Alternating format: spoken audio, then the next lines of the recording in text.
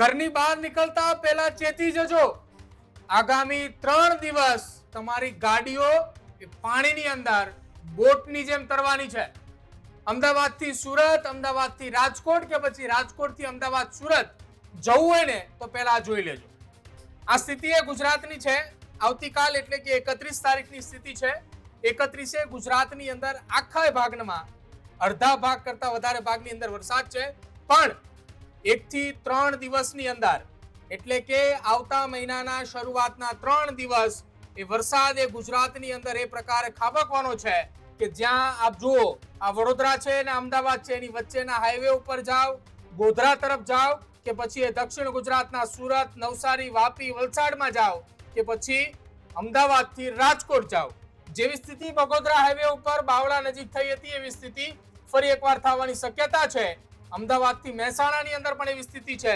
તો તમારી ગાડીઓ હવે ફરી એકવાર બોટ બનીને રસ્તા ઉપર ન તરે એનું ધ્યાન રાખજો, કેમ કે હજુ પણ રાજ્યની અંદર આ જુઓ પરિસ્થિતિ, આ બીજા દિવસની એટલે કે બીજી તારીખની પરિસ્થિતિ છે.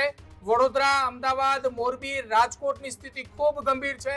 મહેસાણા પણ છે અને કચ્છનો એ ભાગ પણ છે.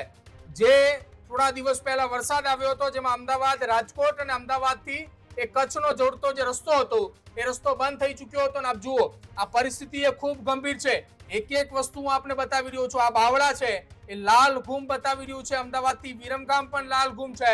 ગાંધીનગર હોય, કડી હોય, મહેસાણા હોય કે પછી એ હિંમતનગર, પ્રાંતિજ હોય, કપડવંજ, કઠલાલ, નડિયાદ હોય કે પછી એ વડોદરા હોય, છોટાઉદેપુર હોય, જંબુસર હોય કે પછી એ બરવાળા, બોટાદ અને ધંધુકા, તમામ જગ્યા ઉપર એટલો વરસાદ પડવાનો છે કે તમારી ગાડીઓ ફરી એકવાર બોટની જેમ તરતી થઈ જશે.